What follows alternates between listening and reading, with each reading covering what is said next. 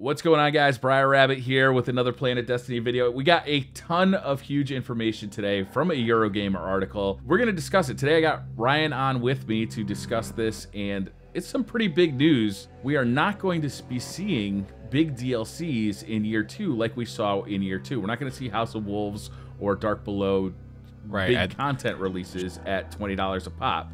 What we're going to be seeing is the live team introducing smaller content in bits and pieces as year 2 kind of moves along. Yeah, now we're just going to be seeing things in $10 a pop. Yeah, right. with that record book, I tell you what, we'll talk about that later. What's going on? So I wanted to get you on, and I wanted to also talk about this. We've got an article up on the site, so I'm gonna encourage y'all to read that. But basically, the gist of it is, it's kind of confirmation on what we talked about a few months ago. Kotaku reported that there was going to be a raid on Mars and strikes and Destiny 2 type of thing. $60 game coming out in 2016. Now, I can't confirm that's true or not, but that's what they were saying a few months ago. Now, fast forward to today. We've got a few different quotes from Deej, Derek. They were all kind of saying the same thing, which is the live team is going to be taking over year 2. And okay, what is year 2? Year 2 is from now until 2016, like fall 2016, right? Right, when Destiny 2 theoretically will be released. And that, you know, like we said, I mean, this is kind of speculation at this point, but what is basically confirmed is that the live team is going to be infusing Taken King, you know, what we're all playing, with free stuff. So, for example, SRL. It's free. It's a 3-week event. It's going to come back, obviously. It's not only going to be here for 3 weeks and then go away forever. So, you know, you've got SRL that's free. What Bungie is doing now with Taken King, instead of introducing a $20 DLC pack, which may or may not have the quality that we want in terms of a raid or whatever. It might be another House of Wolves, you know, where can't squeeze out a raid because it's just not enough time.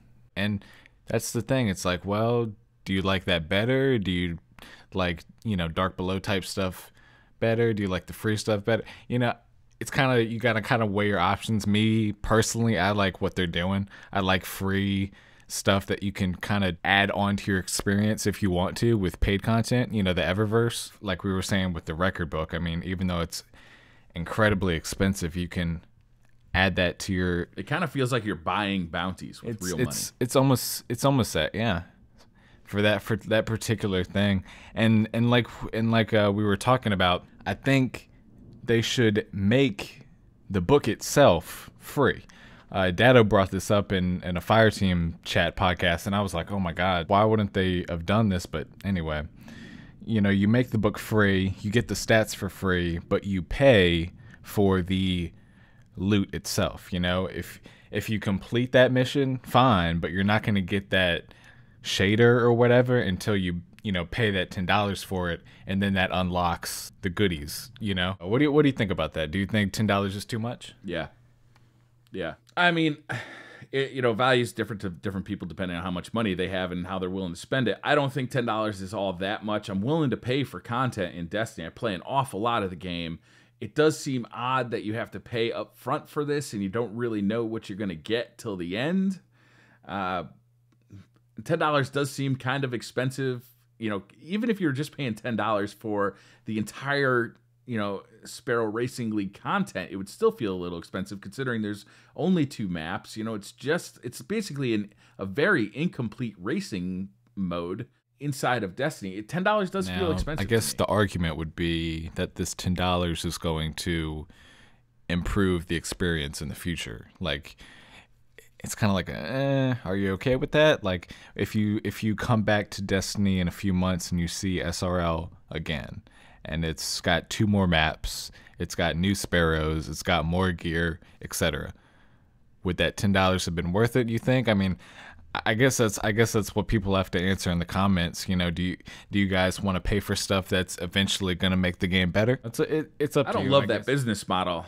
I don't love it. You know, I'd much rather pay for content that I'm getting today. I'd like to see like a 1-to-1 ratio of, you know, here's what I'm paying for. Now give me my product. With this, I'm giving them money based on, you know, what maybe comes later. It feels a little nebulous. I don't love it. So what I mean, if you had to pick one, you know, unfortunately we can't have both. We can't have small paid DLC as well as big, you know, content, as well as the free events like SRL. I mean, we can't have everything. We kind of have to choose one, and Bungie has picked a path, at least for year 2 going forward, to kind of stick with these free events. I mean, do you like that better than the small paid DLC? It's hard to answer because, you know, all we've seen for the small events are Festival of the Lost and Sparrow Racing League. And I haven't even played the Sparrow Racing League yet. But based on what I've seen, it's 2 maps. That's not a lot of content. The Festival of the Lost was kind of neat. I got a lot of laughs out of it for the first day or so. But it did not keep me playing for any length of time. I did not go and complete the bounties to get the masks. I didn't do any of that stuff. Sparrow Racing League, hopefully it'll keep me playing for a little bit longer. Hopefully the rewards are cool enough that it'll keep those 2 maps kind of fresh enough for me. But based on what I've seen right now, I can't really picture an entire year of this small kind of dribbled out content. You know, so far we've only seen it every other month. We saw a release in October, then we saw a release, or we're seeing a release in December. So if we get a small little thing like this every 2 months, that means we get 6 of those for the whole year. That's not a whole lot of content. To me, I'd rather see 2 big pieces of content, you know, compared to year 1 where we saw, you know, a raid, a big content released with a raid in it, and then we saw another big content release that didn't have a raid in it, but it did have a bunch of stuff in it. To me, I'm getting better value out of that $20 than I'm getting out of this stuff where I'm paying, you know, for microtransactions. Admittedly, you don't have to pay for any of this live team stuff. You don't have to. You only have to pay for it if you want the emotes or if you want the racing book or, you know, that kind of stuff. But it's just not as exciting, you know. It's not as cool, and it doesn't. Based on what I've seen, maybe in the future, Destiny's going to have, you know, they're going to dribble out some story stuff or a raid. Imagine if a raid came out 6 months from now. That'd be cool, but from what I've seen, it's just not as exciting. And it's hard, you know, if they're not really promising what it's going to be. They want it to be a surprise, which, again, it just feels so nebulous. I just don't know what to expect from year 2 of Destiny. It's hard to be excited for Destiny year 2 right now. Like you said, free events are new. They're brand new, so it's not surprising that they haven't really perfected the formula when they haven't even been out for a year yet, so who knows where they could go with it. Yeah, I definitely want to see your guys' suggestions on what you'd like to see in future events. And I also wanted to bring up one thing that Eurogamer pointed out about the emotes. They were talking about, you know how you can only equip one, and how some games allow you to kind of quickly switch out emotes and things like that.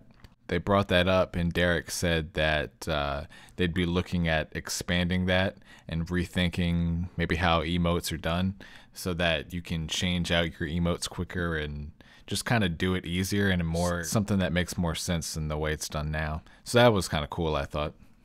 So yeah, I mean, that was basically it. I definitely look forward to the European Dead Zone and Mars coming in 2016. Briar, any closing thoughts about SRL or this patch? I also wanted to get your thoughts on the Titan patch notes because a lot of people said we didn't have our best Titan on that discussion. So since we're a little late, the patch is coming today, right now, in fact. What do you think about SRL and this? The Sparrow Racing League, to me, it's really cool. It's like a brand new type of way to play in Destiny. It's something the community has been asking for since the release of Destiny. So it's awesome. You know, it's like really exciting. And it's exciting that they're doing something that the community asked for that's so outside the norm of Destiny, which, you know, it kind of shows that they're loose and fluid and they can kind of move in different directions depending on what's, you know, the community is asking for. The fact that it's only 2 maps and this is now what we can expect for the future of content releases for Destiny has me worried. There you have it. They've got a good starting point. So Briar, as far as Titans go. So, I mean, it looks like what we kind of expected. The Sunbreaker is going to get be getting kind of multiple nerfs to it. It doesn't look like anything is going to be like too harsh on us. And the Striker is going to get real buff for PvP specifically. Like, it should be a lot of fun to play a Striker again. I like that the melees are getting extended. I feel like that's kind of really needed for Titans in general, because it feels like they're just whiffing at air so often. I think they're going to be, it looks to me like they're going to be on an even keel. Yeah. They're going to be fine. They're going to be fine. Let's be honest. They're going to be fine. And lots of new exotics, so jump into Nightfall. You'll probably have a chance at some new stuff. Or updated year 1 stuff, I should say. But, you know. All right, well, that's it, guys. Like I said, I'll link the article in the description if you want to check that out, see what's going on. That's it for me. That's it for me. If you want to check me out, I'm on at the Briar Rabbit on Twitter, the Briar Rabbit channel on YouTube, or streaming on Planet Destiny. All right, thanks for watching, and we'll see you later.